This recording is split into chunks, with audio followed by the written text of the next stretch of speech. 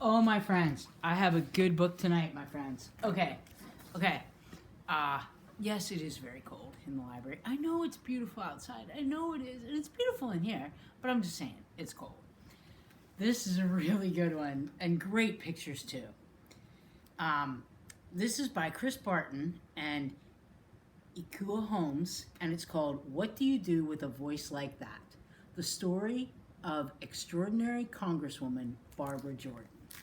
Dude, check this out. This is it's so well written, and it's just a great lady. You know what I mean? It's pretty cool. It's pretty cool. It's so well written and well drawn too. Sorry. My name is Miss Ng. I'm from the Shaler North Hills Library, and tonight on Little People, Big Dreamers, Little People, Barbara Jordan. What do you do with a voice like that? Growing up in the Fifth Ward of Houston, Texas, Barbara Jordan stood out. She may have looked like the other kids, she may have acted like the other kids, but she sure didn't sound like other kids. Not with that voice of hers. That voice, that big, bold, booming, crisp, clear, confident voice. It caused folks to sit right up, stand up straight, and take notice. What do you do with a voice like that? Well, first you give that voice something to say. Barbara recited poetry at church. She memorized speeches for school. She entered oratory contests, and in 1952, she won a trip to Chicago, the first time she'd ever left Texas. Barbara was proud of herself and proud of her voice. It was laying a path for her. But where would that path lead? On Sunday evenings, Barbara would talk things over with her grandpa, Patton. Would she become a preacher like her father and like her mother could have been? Or a teacher like those who encouraged her at Phyllis Wheatley High School? Or perhaps she'd become a lawyer. Not many black women had achieved that, but one who had done so visited Wheatley and gave a stirring speech. Barbara was inspired. Being a lawyer would be a marvelous use of her voice, but before that can happen, what's the next thing you can do with a voice like that? You give it more knowledge to work with. College opened Barbara's eyes to how the country was changing and how it wasn't. She learned how to find facts for herself, debate important issues, defend good ideas, and dismantle bad ones. Her law classes challenged her more than anything she'd known.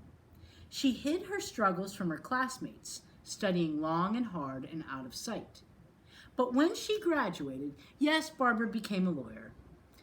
But being a lawyer bored her. She used a typewriter and a pen a lot more than she did her voice, and there was not enough work to occupy her time or her mind. There was, however, lots of political work that needed doing.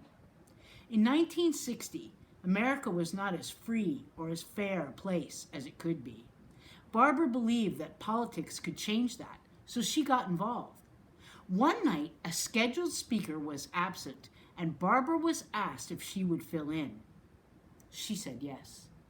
The audience loved her. They trusted her.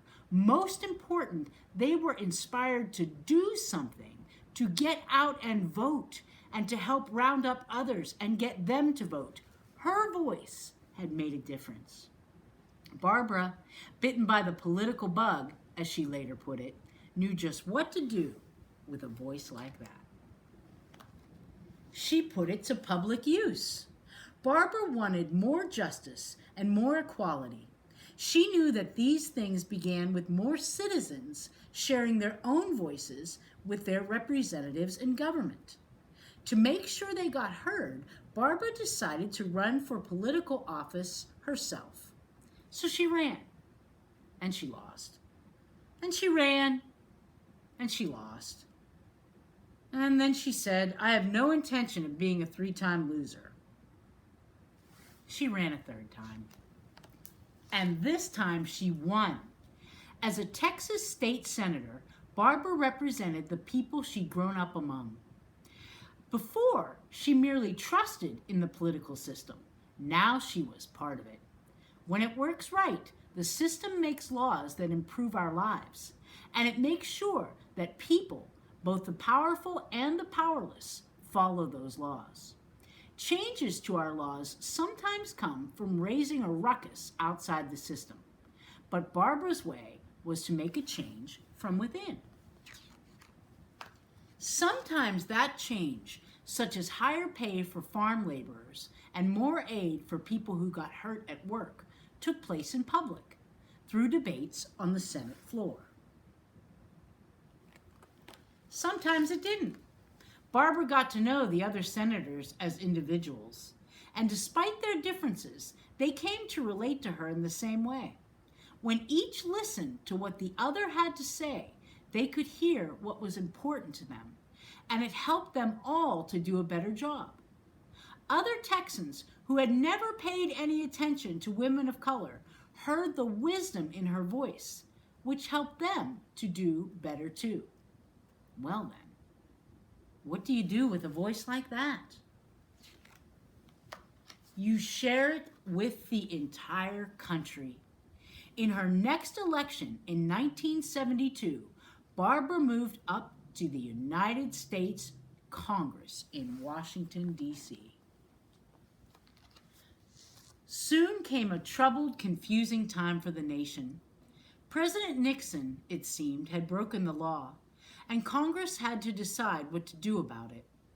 On a TV broadcast seen throughout the country, Barbara used her voice to show them the way.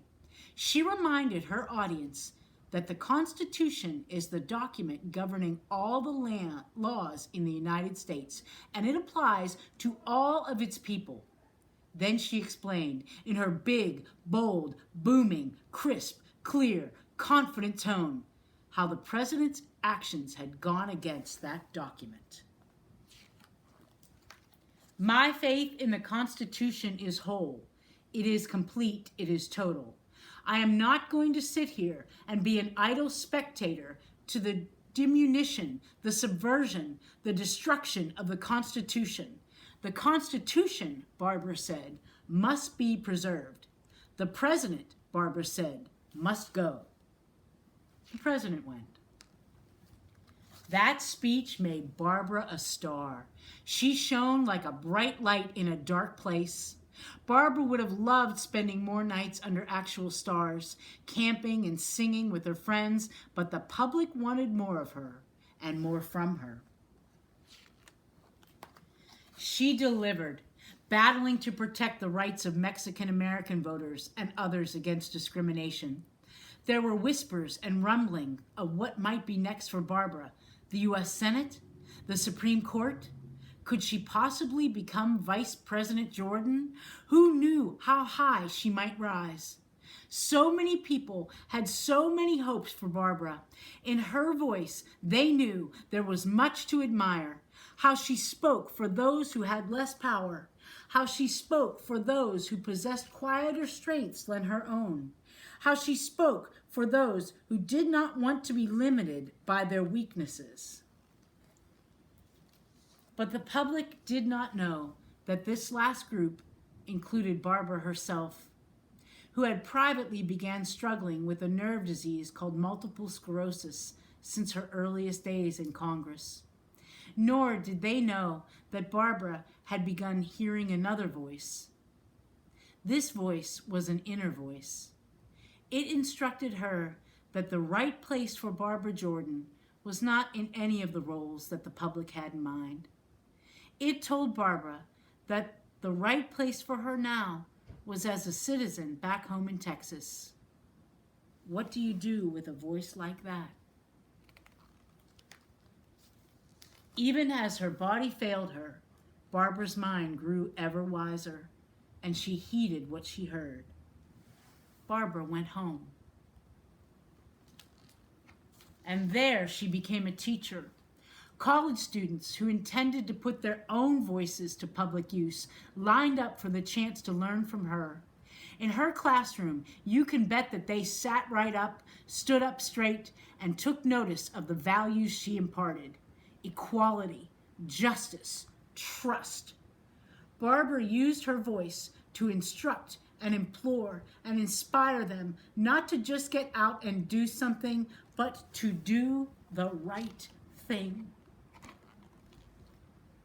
And when the occasion called for it, say at a basketball game with students such as those she taught, students like Barbara herself once had been, she even used her voice to raise a ruckus. Barbara Jordan's farmer students still move among us, striving to do work that would have made her proud, hearing echoes of her words as they try to make life better for all of us. For when it has been silenced, what do we do with a voice like that? We remember it and we honor it by making our own voices heard. Isn't that a great book? That is just a great book.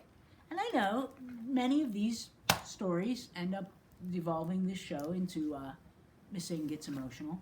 But I do get emotional because as I think about Barbara Jordan and all those she taught, I think about all those who were taught by Barbara Jordan who then taught others. I think about you and the ways that you've been taught by your parents and your other super special grown-ups and the ways that you've taught me. And I think that I have seen the good that you do. Today I ran into Grant and the Giant Eagle. It was crazy. I don't know if you're out there, Grant, but hey, Grant. And I'm inspired by you. And I know that you have big, beautiful, crisp voices. Some of you, your voice is one of your gifts. And some of you have gifts that are quieter. And I know that you're going to use your voices for good. Because you know why? You know why? You know why? Because yins got beautiful brains, so give them a kiss. And yins have loving hearts full of kindness, full of so much more welcome than you even know, you can even imagine. Give those beautiful hearts a kiss. And look in the mirror, look, and say to yourself, hey, good looking, because you're all good looking, just the way you are. Raise your voice, my friends. Raise your voice. Thank you.